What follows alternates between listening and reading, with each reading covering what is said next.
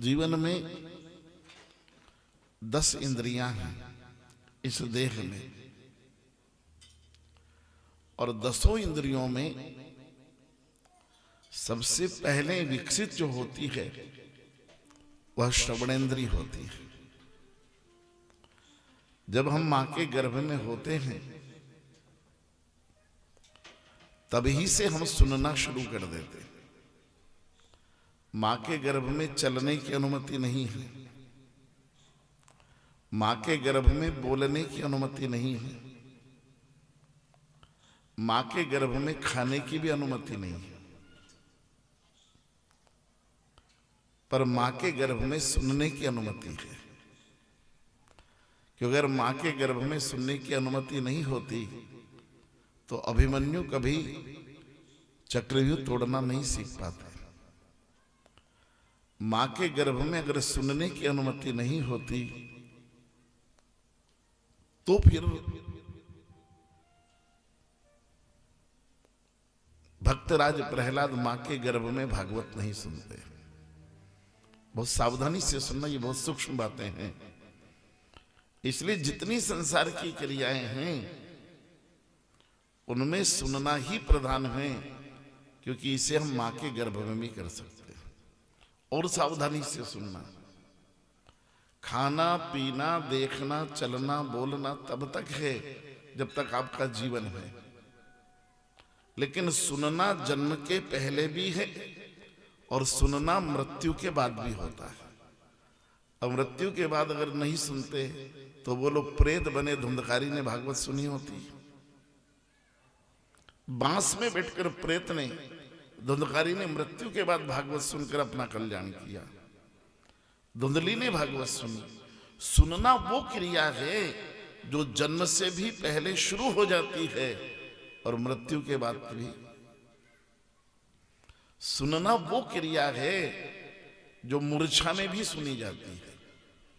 इसलिए भागवत में कहा गया कि ज्ञान और वैराग्य मूर्छित है, उन्होंने मूर्छित अवस्था में भागवत सुनी।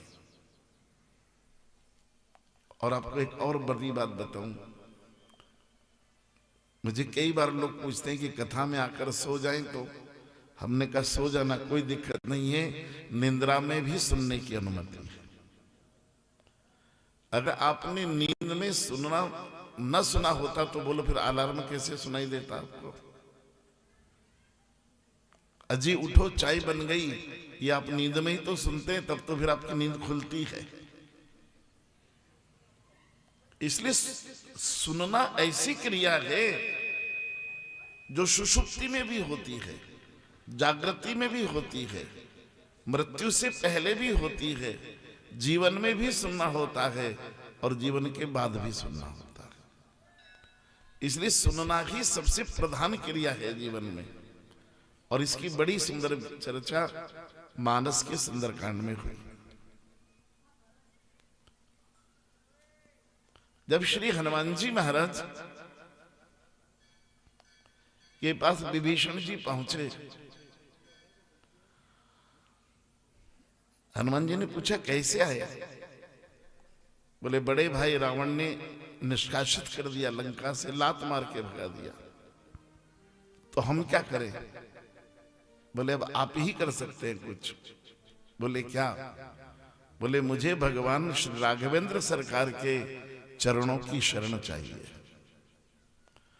अब मुझे भगवान की शरण में भेज दीजिए, भगवान को प्रार्थना कीजिए कि मुझे वो शरण में ले ले। हनुमान जी ने कहा कि विभीषण जी, भगवान की शरण में जाने के लिए कुछ योग्यता चाहिए। आपके पास कुछ योग्यता है, कुछ पात्रता है, कुछ एबिलिटीज हैं, कुछ क्वालिटीज हैं?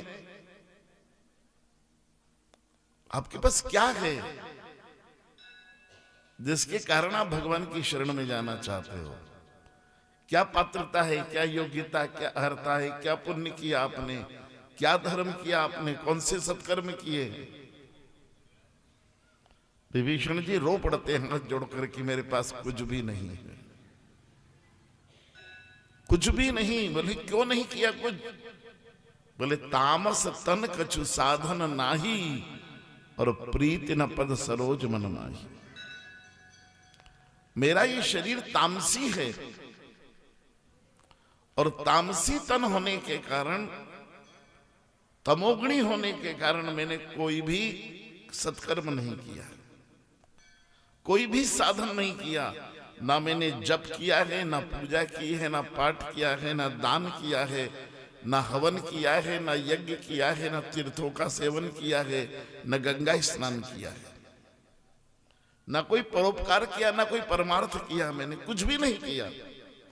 तामस तन कछु साधन नाही और प्रीत न पद सरोज मन माही।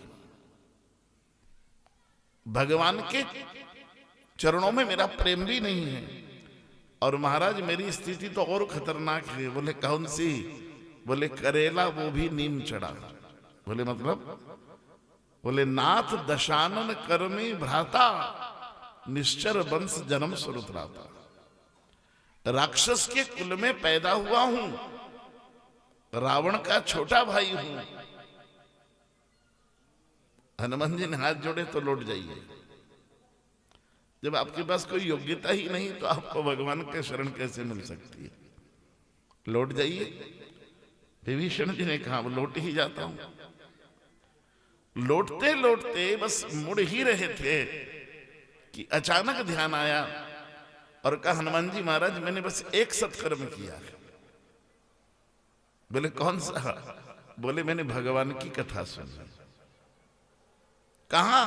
बोले घर की देहली पर खड़े होकर।